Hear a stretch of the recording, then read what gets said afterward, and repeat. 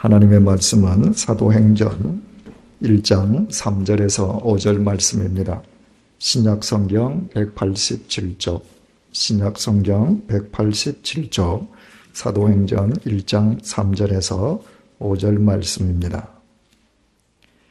해 받으신 후에 또한 저희에게 확실한 많은 증거로 친히 사심을 나타내사 40일 동안 저희에게 보이시며 하나님 나라의 일을 말씀하시니라. 사도와 같이 모이사 저희에게 분부하여 가라사대 예루살렘을 떠나지 말고 내게 들은 바 아버지의 약속하신 것을 기다리라.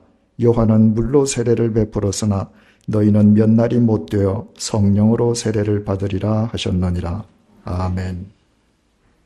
사도행전을 기록한 누가는 수신자인 데오빌로에게 자신이 먼저 써보내었던 누가복음을 상기시키는 것으로 사도행전을 시작하면서 누가복음의 핵심인 예수 그리스도의 생애를 5개의 동사로 표현했습니다.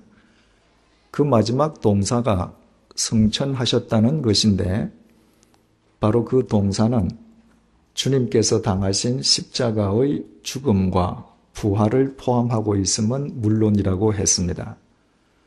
누가는 오늘 본문 3절 말씀을 통해서 그 사실을 재확인시켜주고 있습니다.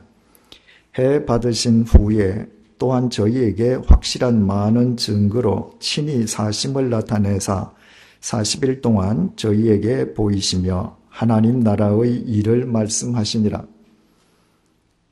누가는 이 구절을 통해서 자신이 기록했던 누가복음의 궁극적 목적이 예수님의 부활을 증언하는 데 있음을 분명히 밝혔습니다. 누가복음은 총 24장으로 구성되어 있습니다. 그런데 예수님의 부활에 대한 증언은 마지막 장인 24장에만 기록되어 있습니다. 예수님의 부활과 부활 이후에 주님께서 제자들에게 친히 당신의 사심을 나타내 보이셨던 증거에 대한 내용들이 그 한 장에만 기록되어 있는 것입니다. 누가복음 마지막 장인 24장을 누가복음 전체의 관점에서 본다면 누가복음 24분의 1에 지나지 않습니다. 그러나 누가가 누가복음을 기록했던 진정한 이유는 바로 그 마지막 장 한 장에 있었습니다.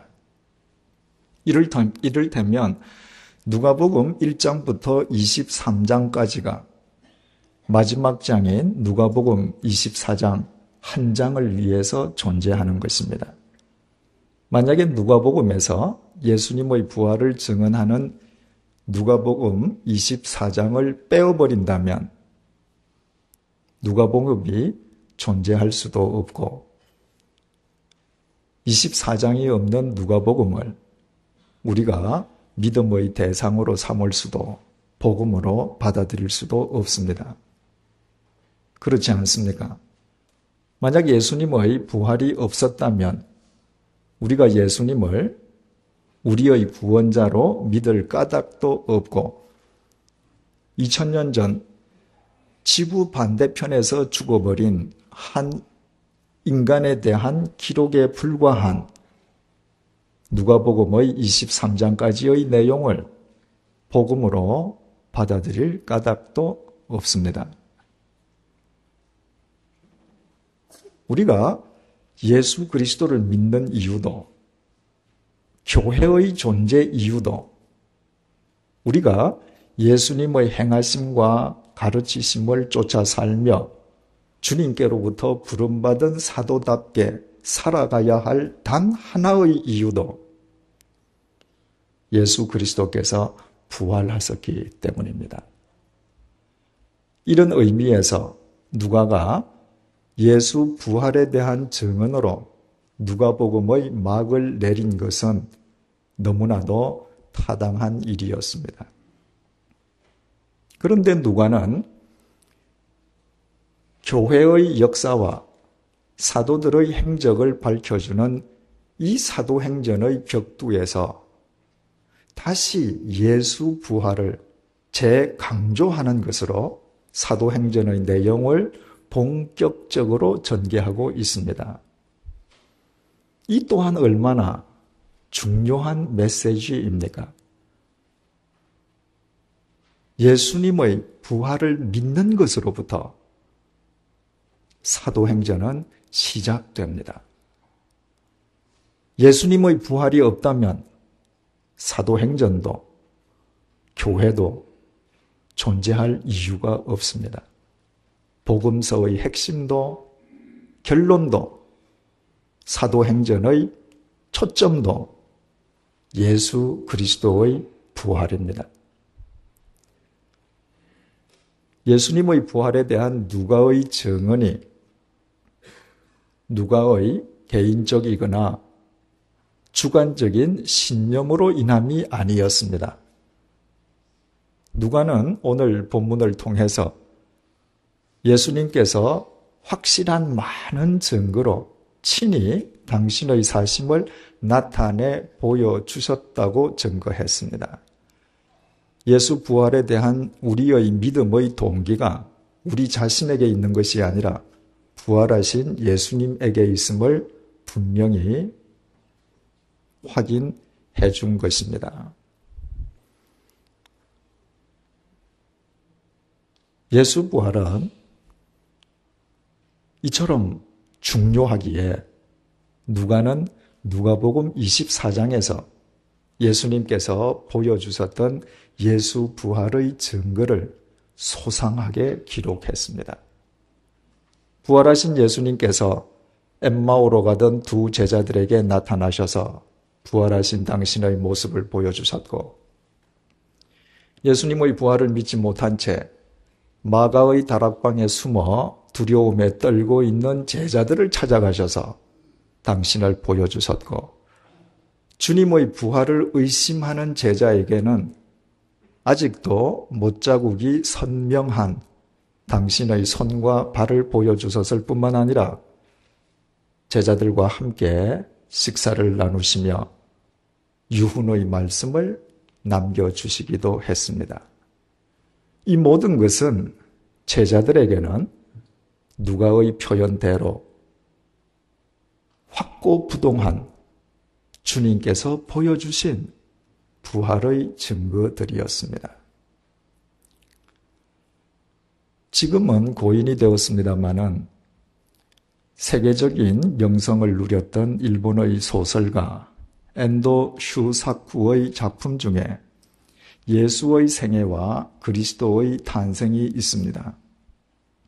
잘 아시다시피 예수는 2000년 전에 인간의 몸을 입고 이 땅에 오셨던 우리 주님의 히브리 이름이고, 그리스도란 구원자를 뜻하는 히브리어 메시아를 헬라어로 표기한 것입니다. 우리가 주님을 가리켜 예수 그리스도라 부르는 것은 2000년 전에 이 땅에 오셨던 예수님, 바로 그분이 하나님의 독생자이신 그리스도이심을 믿기 때문입니다. 그렇다면 엔도 슈사쿠의 작품 제목이 예수의 생애와 그리스도의 탄생이 아니라 예수의 탄생과 그리스도의 생애라고 해야 타당할 것 같습니다. 예수님께서 그리스도의 공생애를 시작하시기 전에 인간 예수님의 탄생이 선행되었기 때문입니다. 그럼에도 엔도 슈사크가 굳이 탄생과 생애의 순서를 바꾸어서 예수의 생애와 그리스도의 탄생이라고 작품명을 붙인 데는 그럴 만한 이유가 있었습니다. 독실한 가톨릭 신자였던 엔도 슈사크는 지울 수 없는 두 가지 의문을 지니고 있었습니다. 예수님에 대한 복음서의 정언을 아무리 읽어보아도 그가 보기에는 예수님은 기적의 이야기만 제외하면 예수님 동시대의 혹은 이전의 랍비나 선지자에 비해 크게 차이가 날 것이 없는 분이었습니다. 예수님 같은 가르침을 설파한 랍비는 성경에서 그는 얼마든지 찾아볼 수 있었습니다.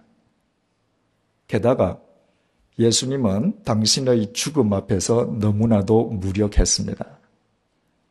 엔도 슈사크의 표현을 그대로 옮기자면 예수님은 마치 개처럼 끌려가서 봄볕이 내리쬐이는 골고다 언덕에서 비참하게 찢어져서 돌아가셨습니다.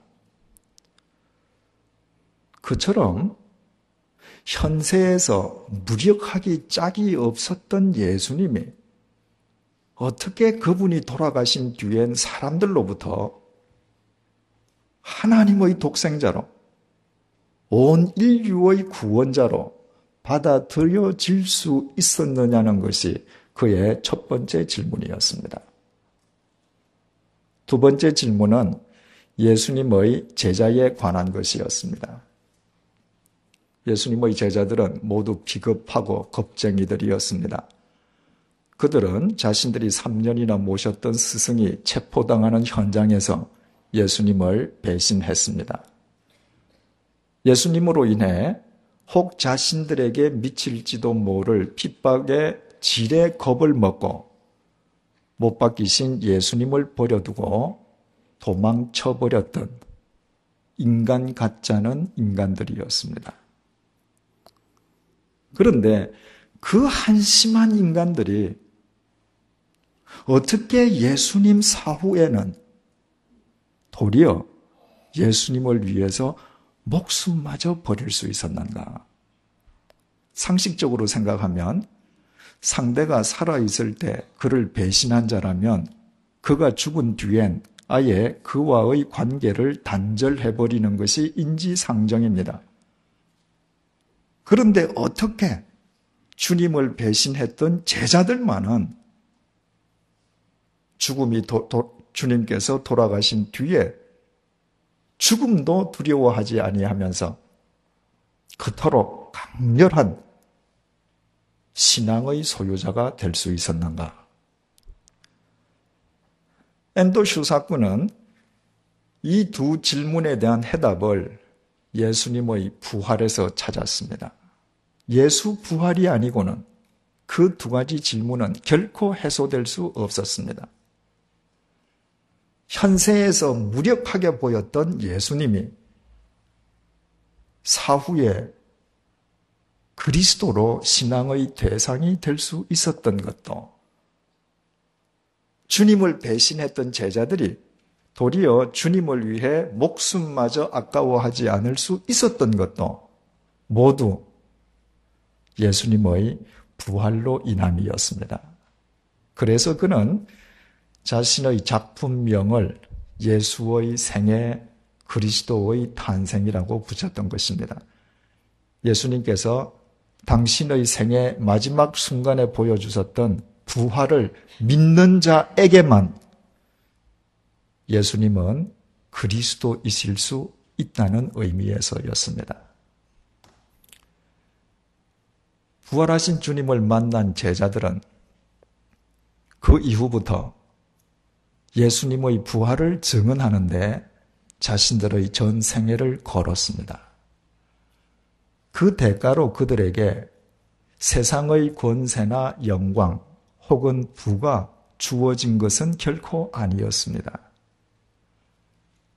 그들에게 돌아간 대가는 원형 극장에서 사자의 밥이 되거나 참수형 혹은 화형을 당하는 것이었습니다. 그러나 그들은 개의치 않았습니다. 그들은 죽음 앞에서도 예수님은 다시 살아나셨다고, 주님은 정말 부활했다고 예수 부활을 외치면서 죽어갔습니다. 그들은 진짜 부활하신 예수님을 만났던 것입니다. 부활하신 예수님을 통해서 그들이 3년 동안 알았던 예수님이 바로 하나님의 독생자요 그리스도이심을 생생하게 확인할 수 있었던 것입니다. 이렇듯 죽음마저 두려워 않는 그들의 예수 부활의 증언의 토대 위에 교회가 세워졌고, 예수 부활로 인해 그들은 진정한 의미에서 사도일 수가 있었습니다.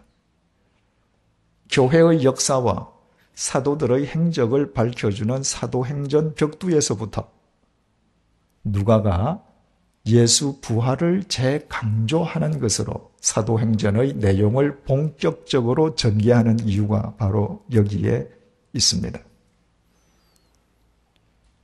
그런데 희한한 것은 누가가 이처럼 예수 부활을 강조하면서도 오늘 본문에서 부활이라는 용어를 전혀 사용하지 않았다는 것입니다. 예수 부활의 증언을 위해서 쓰여진 누가의 누가복음 24장도 마찬가지입니다. 누가복음은 누가복음 24장을 위해서 존재합니다. 그런데 그 누가복음 24장에서조차 정작 부활이라는 용어는 단 한 번도 등장하지 않습니다. 누가는 그 단어를 쓰지 않았습니다. 다른 복음서도 동일합니다. 우리말 개역 성경에 마태복음 27장 53절에 예수의 부활이라는 번역이 등장하지만, 그러나 우리말 부활로 번역된 헬라어 에게르시스는 본래 앉은 자리에서 혹은 누운 자리에서 일어난다는 의미로 본래 의미의 부활과는 동떨어진 용어입니다. 사복음서에서 부활을 뜻하는 아나스타시스라고 하는 헬라어는 이를테면 부활을 믿지 않는 사두개인들 하는 식으로 일반적인 의미의 용례로만 단 몇 차례 사용되었을 뿐입니다. 요한복음 11장 25절에서 예수님께서 나는 부활이다 라고 당신을 예수님께서 친히 소개하신 부분을 제외하면 복음서 그 어디에도 복음서 기자들이 예수님에 대해 부활이라는 단어를 쓴 곳은 복음서에는 한 군데도 나타나지 않습니다. 그 이유가 대체 무엇이겠습니까? 2000년 전 헬라어를 사용하던 사람들이 당시 부활이라는 헬라어 용어에 대해서 갖고 있던 보편적인 인식 때문이었습니다. 당시 헬라어를 사용하던 사람들은 오직 두 경우에만 부활을 언급했습니다. 첫 번째 경우에는 부활이란 절대 있을 수 없다는 뜻에서 부활을 언급했고, 두 번째는 부활이란 현실과는 동떨어진 신화나 전설 속의 허황한 이야기라는 인식에서였습니다. 만약 그 상황에서 복음서의 기록자들이 부활이라는 용어를 사용한다면 당시 헬라어를 사용하던 일반인들은 결코 그 용어를 복음서 기록자들이 본래 의도하는 의미로 받아들이지 않을 것이었습니다.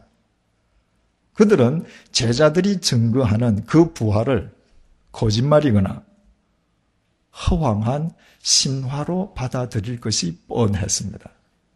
이것이 복음서 기록자들이 예수 부활을 부활이라는 용어로 증거하지 않은 이유입니다.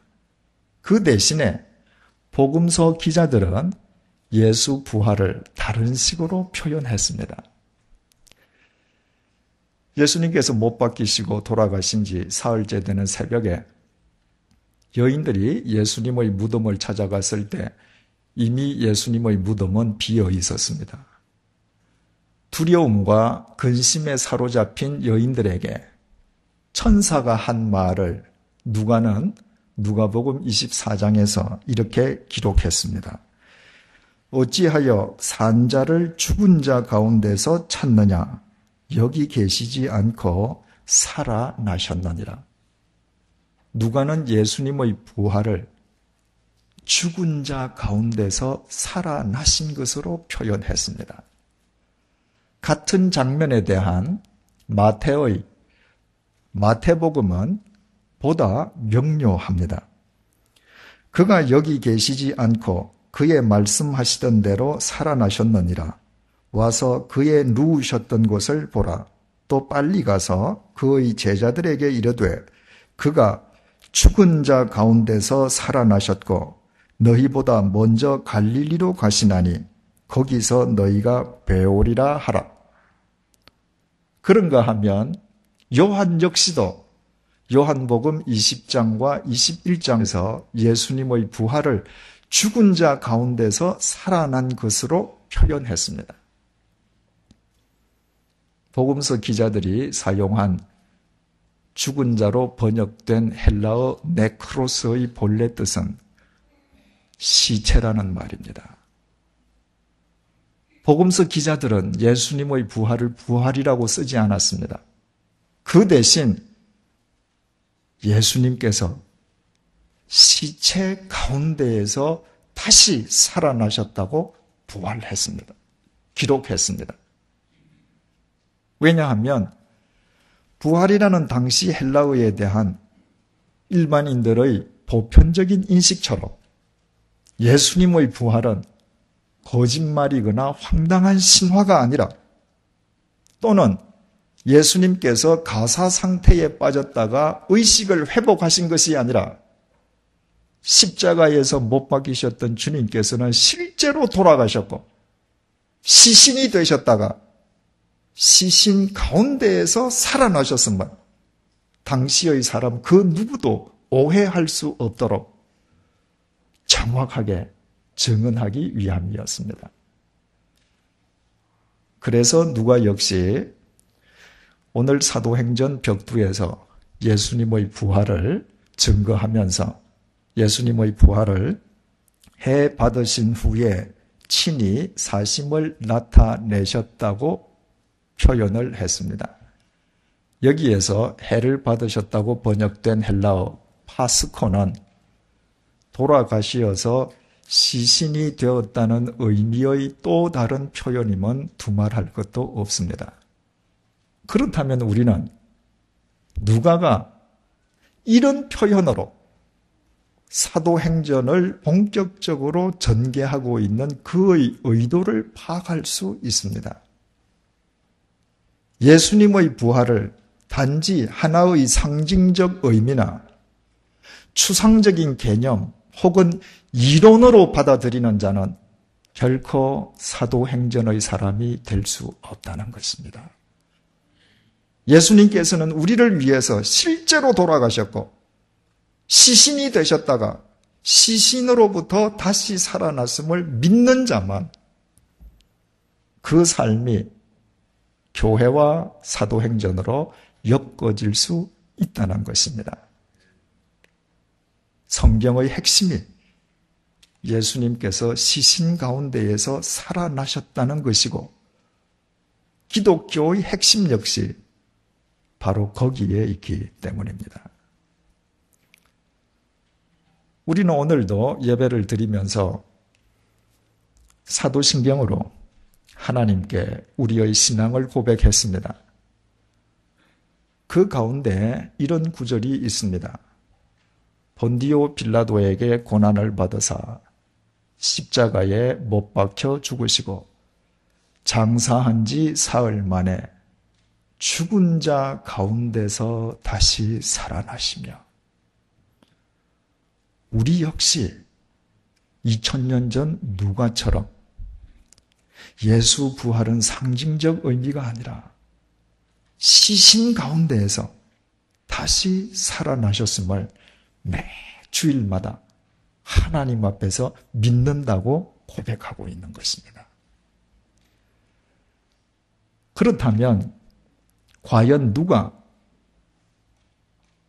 입으로의 고백뿐만 아니라 우리를 위해서 십자가에 못 박히시고 돌아가신 주님께서 시신 상태에서 사망의 권세를 깨뜨리고 다시 살아나셨음을 그 삶으로 증거하고 살아갈 수 있겠습니까? 자기 역시 언젠가는 공동묘지 속에 시체로 들어 누울 수밖에 없다는 자기 실체를 인식한 사람입니다. 자신의 나이에 상관없이 마치 천년 만년 살 것 같은 착각 속에서 살아가는 사람들은 사도신경의 이 구절을 아무리 외워도 죽은 자 가운데서 다시 살아나신 예수 그리스도와 개인적으로 인격적인 관계를 맺기가 어렵고 설령 맺는다 할지라도 그 관계가 깊어지기 어렵습니다. 언젠가 그날이 오면 나의 이 육체는 공동묘지 속에서 시체로 썩어 문드러진다는 사실을 단 한 번이라도 통감한 자만 시신 사이에서 일어나신 예수 그리스도를 자신의 구세주로 믿으며 자신의 삶을 교회와 사도행전으로 일구어 갈 수 있습니다. 공동묘지 속에서 썩어 문드러질 자신의 실체를 인식한 자에게는 바로 그 무덤 속 시신 상태에서 살아나신 예수님 이외에는 다른 구원자가 있을 수 없고 시신 상태에서 살아나신 예수 그리스도 안에서만 영원히 살 수 있음을 분명히 알기 때문입니다.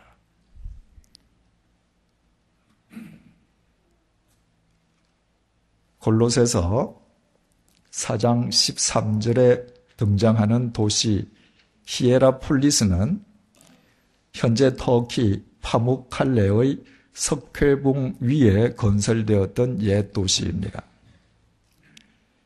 히에라폴리스라는 도시의 이름은 신성한 도시라는 의미입니다. 석회 절벽 사이로 온천수가 흘러내리는 등 그곳 자연 환경의 신비로움 때문에 옛 사람들은 그곳을 신성한 곳이라 여겼습니다. 그래서 먼 도시에 있는 사람들조차도 자신이 죽은 뒤엔 히에라폴리스에 묻히기를 소원했습니다. 그래서 그런지 오늘날 히에라폴리스 성 안은 철저하게 폐허임에도 불구하고 성문 밖 북쪽 공동묘지에 가면 아직까지 무려 1200개에 이르는 각가지 형태의 석관들과 비석이 남아 있습니다. 그 모든 석관들은 다 뚜껑이 열려 있어서 아득한 옛날에 이미 도굴당했음을 스스로 일러주고 있습니다. 그곳을 2번 방문했던 저는 시간 관계상 제가 직접 찾아서 제 눈으로 확인해 보지는 못했습니다만은 그 공동묘지에는 이런 비문이 기록된 비석이 있다고 합니다.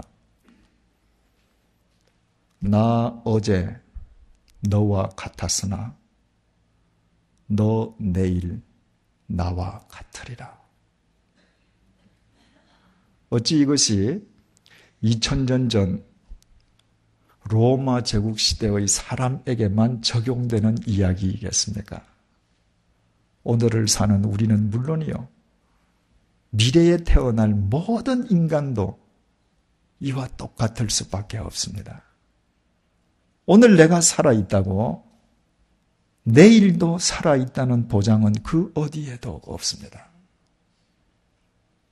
내가 죽음을 인식하지 못한다고 해서 죽음이 나를 피해가는 것도 아닙니다.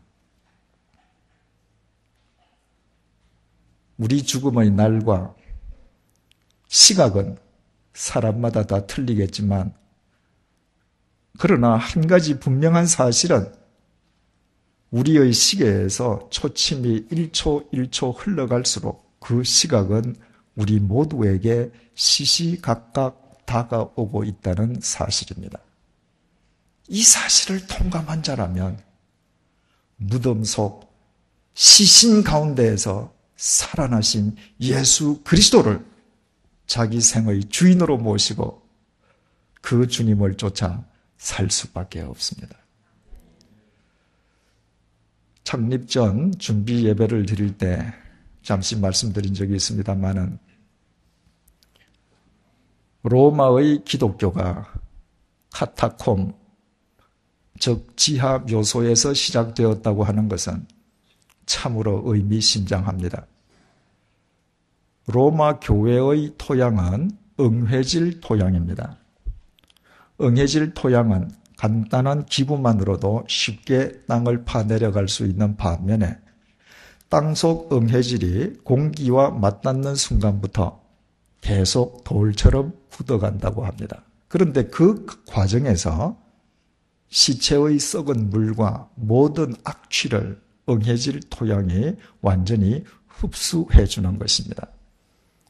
따라서 우리나라 사람들이 삽으로 흙을 파고 하관한 뒤에 봉분을 조성하는 것보다 2000년 전 로마 제국 사람들이 땅을 파고 내려가서 지하 묘소를 만드는 것이 훨씬 용이하고 위생적이었습니다. 그 지하 묘소를 찾아 내려가면 좁은 복도 좌우 벽에 관들이 4층 혹은 5층으로 안치되어 있습니다. 그리고 그 복도 중간중간에 작은 공간들이 나타납니다. 로마의 초기 기독교 교인들은 바로 그 공간에서 예배를 드렸던 것입니다.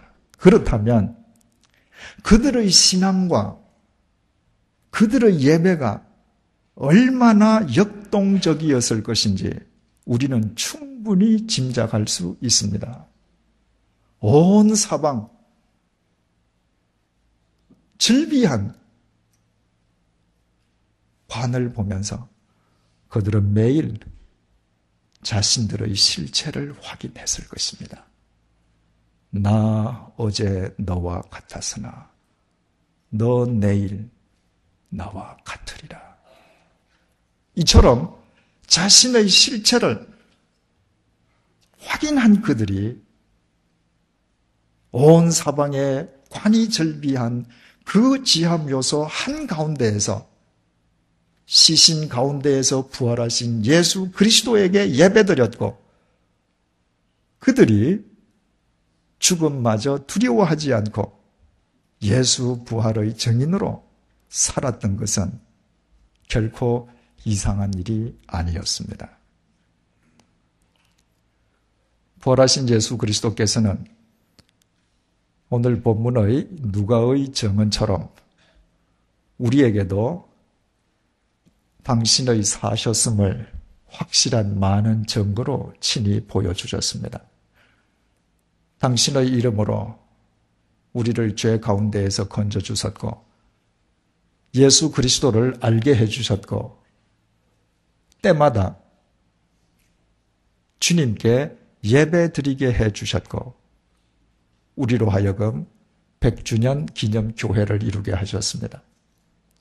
만약 예수님께서 부활하시지 않았던들 이 모든 일들은 결코 예수 그리스도의 이름으로 이루어질 수 없었을 것입니다. 따라서 이 일들이야말로 우리를 향한 주님의 확실한 부활의 증거가 아닐 수 없습니다. 그 중에서도 가장 큰 증거와 은혜는 우리를 이곳 양화진 선교사 묘역으로 불러 예배드리게 해주셨다는 것입니다. 양화진 선교사 묘역 하면 이름이 고상해 보이지만 다른 말로 표현하면 공동묘지입니다. 그래서 우리는 주님께서 불러주신 이 공동묘지 한가운데에서 매주일 예배를 드립니다. 세상에 이보다 더 좋은 예배 처소가 어디에 있겠습니까? 이곳이야말로 21세기판 한국의 카타콤이 아니겠습니까? 그렇다면 2000년 전 지하묘소 속의 초기 기독교 교인들처럼 우리 역시 이 공동묘지 한가운데에서 죽은 자 가운데서 다시 살아나신 주님을 주님 안에서 쫓으며 예수 부활의 증언을 우리의 삶으로 살아야 하지 않겠습니까?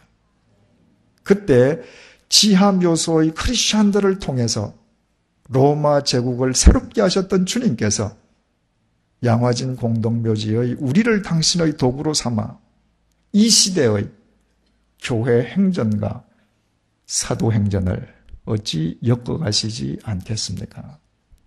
가만히 귀를 기울여 보십시오.